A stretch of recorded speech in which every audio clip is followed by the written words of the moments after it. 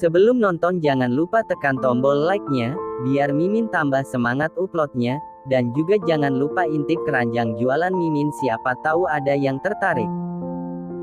Selamat menonton. Lepas. Aku tidak mau. Aku masih marah padamu. Balas Julia.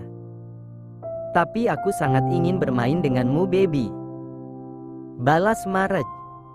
Marge, lepas. Ronta Julia. Marge tidak memperdulikan Julia. Malah sekarang ia semakin beringas menggerayangi tubuh Julia. Akhirnya pertahanan Julia pun runtuh karena keberingasan tangan Marge memberikan sensasi nikmat yang luar biasa pada tubuhnya. Julia pun membalikkan tubuhnya untuk berhadapan dengan Marge lalu melingkarkan lengannya di leher Marge. Mereka pun berciuman panas. Hasrat keduanya pun tak bisa lagi dibendung. Aku tidak tahan lagi Julia, ucap Marge. Aku juga Marge, balas Julia. Dan suara berisik dari dapur itu terdengar sampai di kamar Mei dan mampu membuat Mei terbangun dari tidurnya. Suara apa itu? Gumam Mei sambil menajamkan pendengarannya.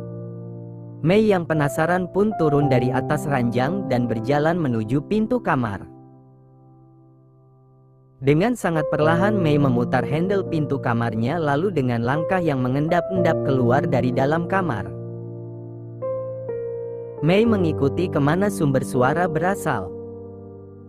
Samar-samar Julia melihat Mei sedang berjalan mendekati dapur. Julia pun tersenyum licik. Pertunjukan dimulai, gumam Julia.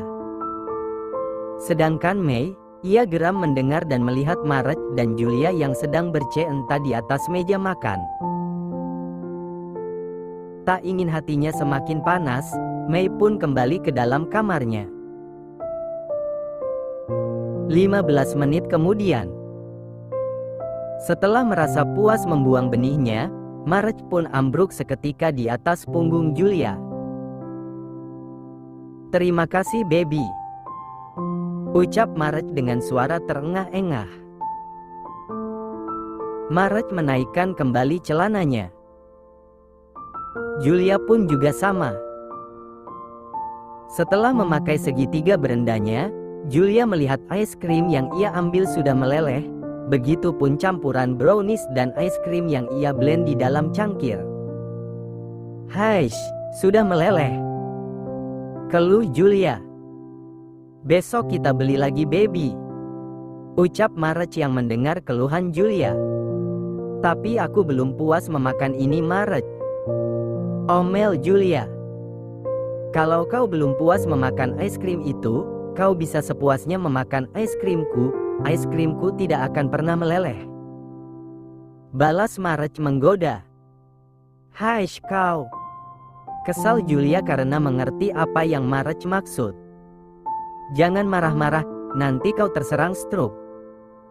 Ingat, kau harus memberikan anak yang banyak untukku, balas Marge. Ayo kembali ke kamar, kata Marge lagi sambil menarik tangan Julia. Tunggu, aku ambil minum dulu, ucap Julia. Tidak perlu baby, ada stok air mineral kemasan di kamar. Benarkah? Di mana? Di dalam nakas. Kenapa kau tidak bilang? Kau tidak bertanya. Ish kau. Makanya, jangan ngambek-ngambek, balas Marge. Sudah ayo kita kembali ke kamar. Dan tanpa meminta izin pada Julia, Marge langsung menggendong tubuh Julia ala bridal style. Keesokan paginya, jam sudah menunjukkan pukul 6 pagi. Di lantai bawah Mei sudah bangun lebih dulu dari pengantin baru yang ada di kamar atas. Mei berjalan menuju dapur. Sesampainya di dapur Mei melihat meja makan yang berantakan. Mei pun mengingat lagi akan percintaan panas Julia dan Marge di meja itu semalam. Sial. Kenapa di saat kita sudah bercerai, adik kecilmu itu baru bangun? Geram Mei. Sesh. Ah. Samar-samar Mei mendengar suara desauan dari lantai atas.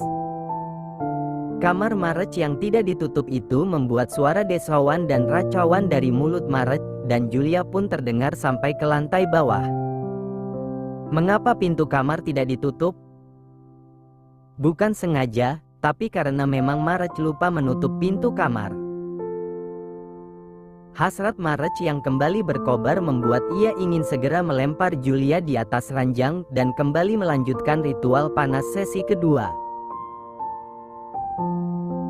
Dan setelah sesi kedua ritual panas mereka selesai, mereka pun langsung tertidur tanpa mereka sadari kalau pintu kamar belum tertutup. Dan pagi ini, saat Marge terbangun, Mister Kecil juga ikut terbangun. Marge pun kembali melakukan ritual ranjang goyang dengan Julia. Merasa penasaran, Mei pun berjalan menuju tangga dan menapaki anak tangga. Sesampainya di lantai atas, suara desauan dari mulut Julia dan Marge itu makin terdengar jelas di telinga Mei. Suara yang sangat menyakitkan telinga dan hati Mei. Namun meski sakit, Mei tetap saja mendekati kamar Marge. Karena pintu kamar terbuka, membuat Mei mudah untuk mengintip. Lagi dan lagi, keberadaan Mei bisa terdeteksi oleh Julia tersenyum licik. "Kau suka Marge?" tanya Julia. "Jangan kau tanya Julia. Aku sangat menyukainya," balas Marge. "Lebih hot mana? Goyanganku atau mantan istrimu?" "Jelas kau baby. Dia itu sangat kaku. Jangankan memimpin permainan seperti ini, memberi servis dengan mulutnya saja, ia tidak pernah," balas Marge.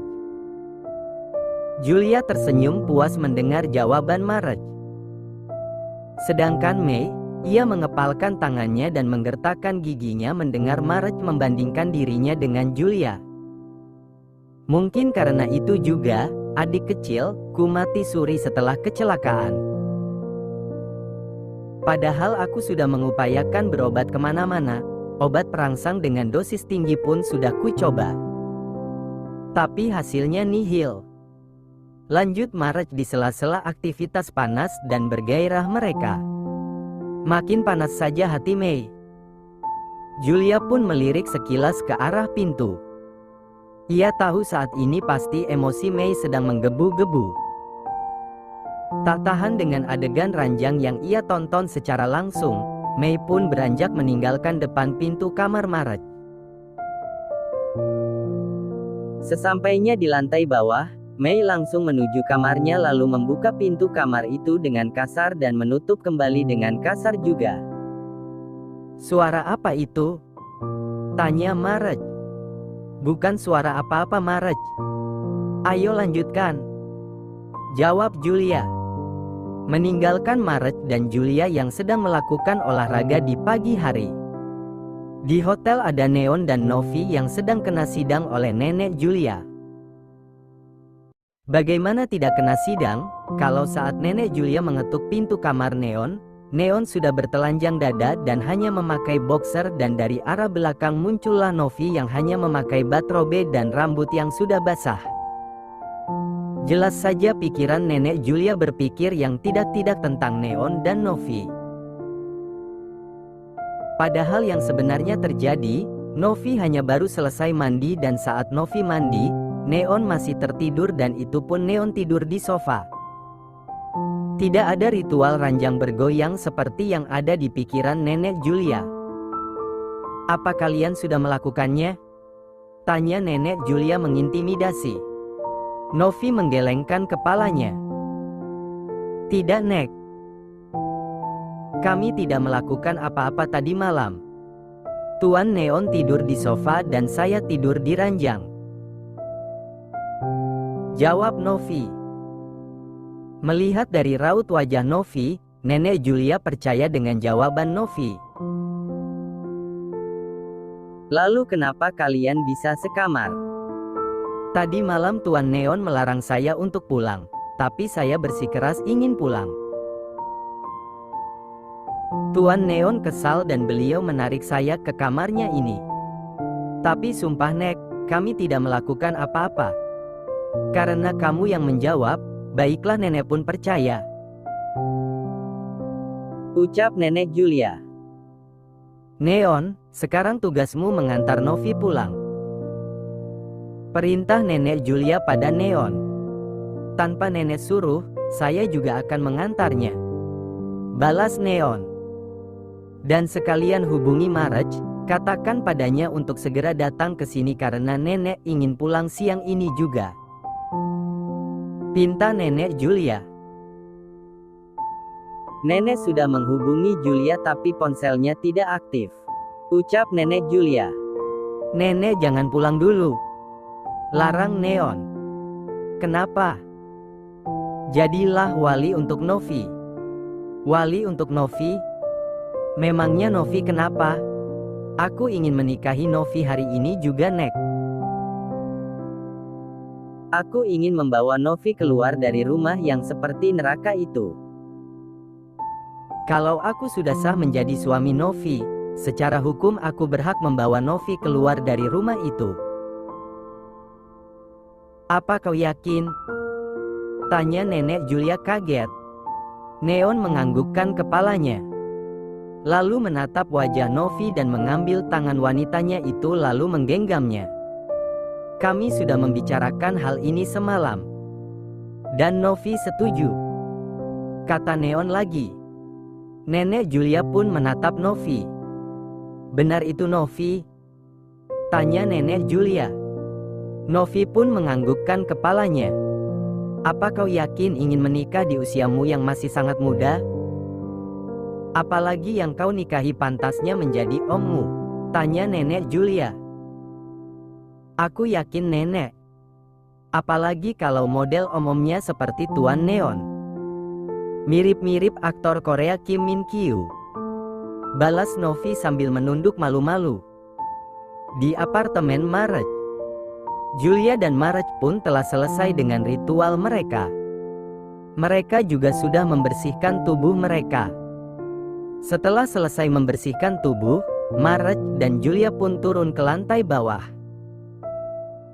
Sesampainya mereka di lantai bawah, bertepatan juga Mei yang keluar dari dalam kamarnya dengan menyeret koper berukuran sedang miliknya. Mau kemana? Tanya Julia. Aku mau keluar dari sini. Semakin lama aku di sini, aku bisa gila.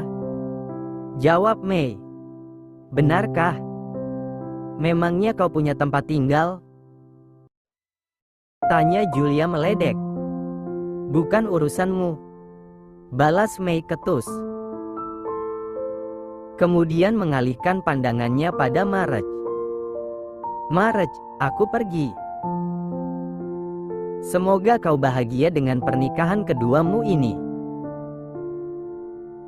Maaf jika saat aku menjadi istrimu, aku tidak bisa memberikan apa yang kau mau. Dan maaf karena aku telah berselingkuh darimu. Ucap Mei. Marge tidak menjawab dan malah membuang wajahnya ke arah lain. Melihat itu sikap Marge itu, Mei hanya bisa menghela nafasnya. Aku pergi. Pamit Mei. Sayang, apa kau tidak ingin memberikan sedikit uang pada mantan istrimu itu? Kasihan dia sayang, pasti sekarang dia tidak punya uang sama sekali.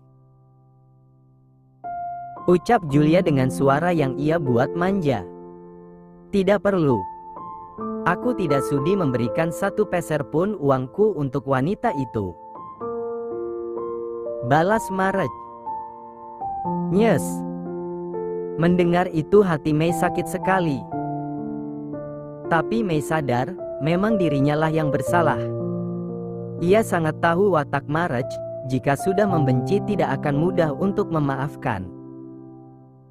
Mei pun berjalan menuju pintu dan keluar dari dalam apartemen Marge. Kau bilang wanita itu punya rencana busuk? Tapi kenapa wanita itu cepat sekali keluar dari sini?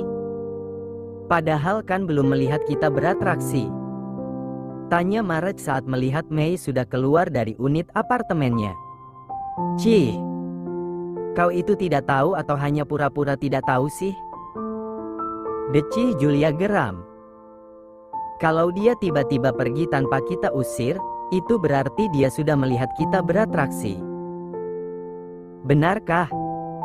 His. Pantas saja kau dulu diselingkuhi, ternyata kau terlalu polos. Ejek Julia. Memangnya kau tidak dengar apa yang Mei katakan tadi? Semakin lama dia ada di sini bisa-bisa dia bisa gila.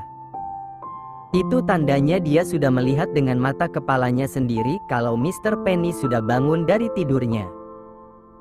Kata Julia lagi. Baguslah kalau begitu. Memang ada baiknya juga wanita itu pergi dari sini, karena kalau dia sampai berlama-lama di sini, aku yang bisa gila karena tidak bisa mengeksplor semua tempat yang ada di unit apartemen ini. Balas Marek. Julia memutar bola matanya malas. Jangan hanya hakmu saja yang kau tuntut. Ingat kewajibanmu. Julia menyindir tentang permintaan Julia yang meminta rumah lamanya yang ditempati Agus dan wanita selingkuhannya serta memberikan Julia usaha wedding organizer. Kau tenang saja baby, aku sudah menyiapkan semuanya untukmu. Benarkah? Tanya Julia dengan raut wajah seakan tidak mempercayai kata-kata Marek. Marek menganggukkan kepalanya. Tapi baru wedding organizer, sedangkan rumah, masih Neon upayakan karena mantan suamimu bersikeras tidak ingin menjual rumah itu. Balas Marek. Cih. Dasar laki-laki tidak tahu malu. Geram Julia. Ish. Sudah jangan ngomel-ngomel, ayo sarapan, aku sudah lapar.